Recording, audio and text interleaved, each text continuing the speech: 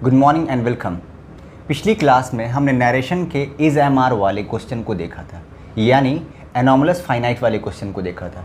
जो question is am are was were helping verb से शुरू होता है, जैसे is this okay, are you going to college, इस तरह का सेंटेंस हमने बनाया था।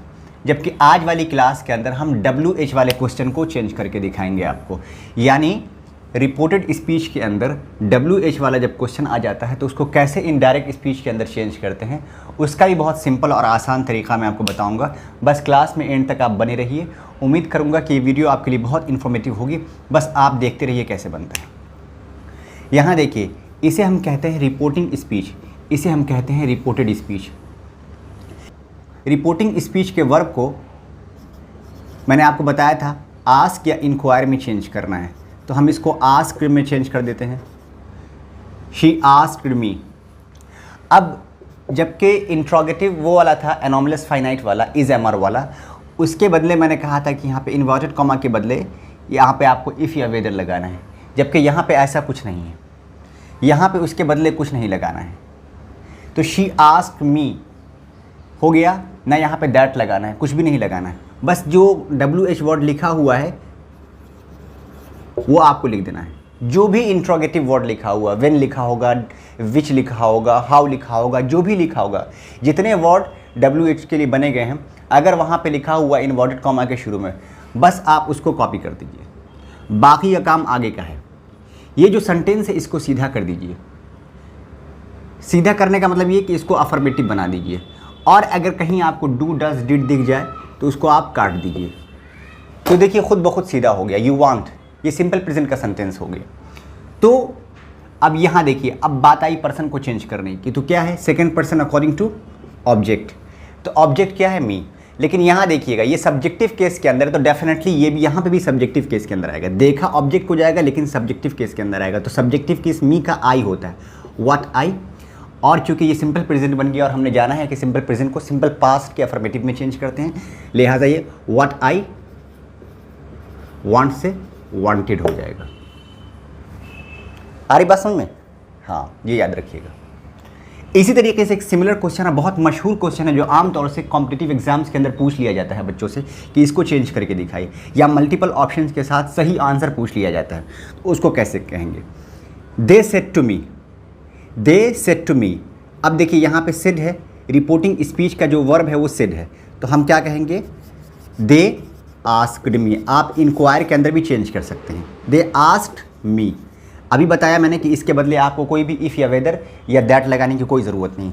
डायरेक्ट आप यहाँ से शुरू हो जाइए। यहाँ पे क्या है? व्हाट इज़ योर नेम, है ना, तो बस यहाँ पे व्हाट लिखिए। अब इज़ योर नेम है ना, इसका काम हो गया। अब यहाँ देखिए, इज़ योर नेम है ना, बस इसको सीधा कर दीजिए। सीधा कैसे करेंगे? तो कैसे करेंगे? ये हो जाएगा your name is.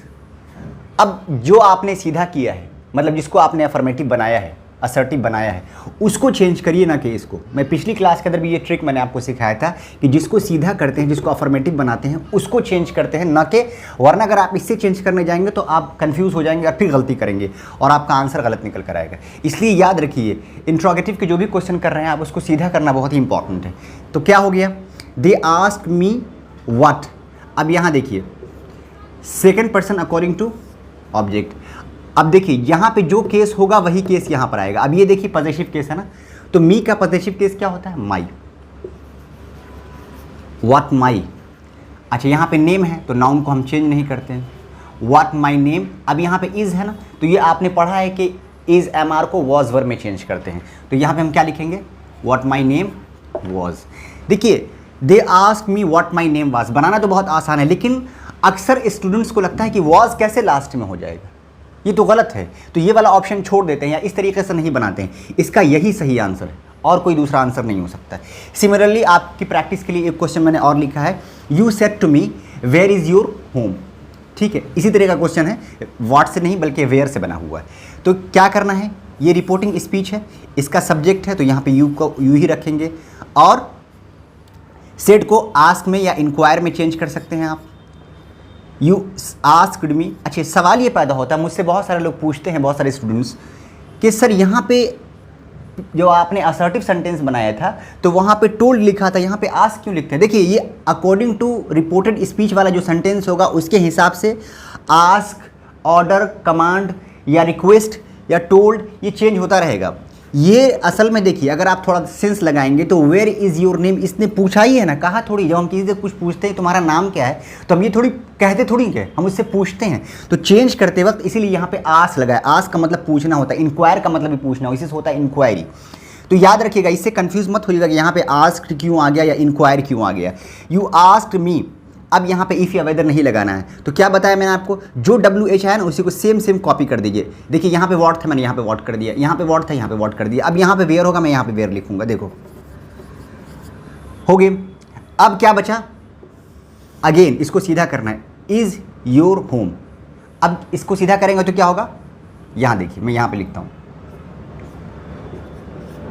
Your home is, ये सीधा हो गया। अब यहाँ जो मैंने सीधा किया है ना, अब इसको चेंज करेंगे second person according to object. ये देखिए ये वाला जो रूल है ना आपको SON 1 2 3, कभी आपको ये टर्म ही समझ में नहीं आ रहा कि मैं बार बार फर्स्ट पर्सन सेकंड पर्सन क्या कर रहा हूँ।